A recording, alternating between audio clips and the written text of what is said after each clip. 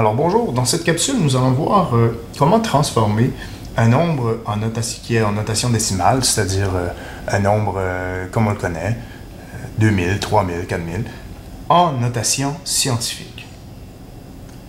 Donc on va partir avec l'exemple, si on a le nombre 3 500 000.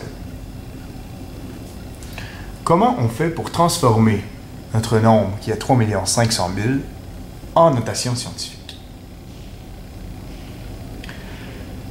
La première étape, c'est de venir écrire ce qu'on appelle les nombres significatifs. Donc si je dis écrire la notation scientifique avec deux nombres significatifs, c'est-à-dire que je viens chercher mes deux premiers nombres significatifs, c'est-à-dire les deux premiers nombres qui fait partie de mon nombre 3 500 000. Et je viens les réécrire, mais je viens insérer une virgule entre les deux. Pourquoi? Parce que la notation scientifique ne doit pas avoir, dans son premier facteur, un nombre plus grand que 10. Donc 3,5, ça fonctionne, tandis que 35 ne fonctionnerait pas. Ensuite, le 3,5 sera toujours suivi d'un multiplié. Un multiplié pas par 100, pas par 1000, mais par 10. Par 10 à la quelque chose. Comment on fait pour venir vérifier ces fois 10 à la combien?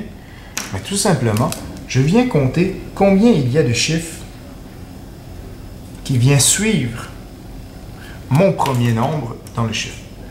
Donc, à la suite du 3, j'ai donc un chiffre, deux chiffres, trois chiffres, quatre chiffres, 5 chiffres et 6 chiffres. C'est donc dire que ce sera 3,5 fois 10 à la 6. Je peux faire un deuxième exemple. Si j'ai le nombre 4, 7, 0, 0, 0, 0, 0, 0, 47 millions, je viens chercher mes deux premiers nombres, puisque je veux une notation scientifique avec deux nombres significatifs. 4,7, puisque le 47 est plus gros que 10, je dois mettre une virgule. 4,7 est plus petit que 10, ça fonctionne. Multiplié par 10.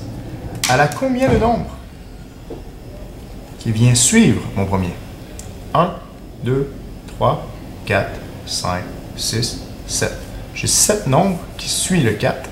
Donc mon exposant, 4,7 fois 10 à la 7.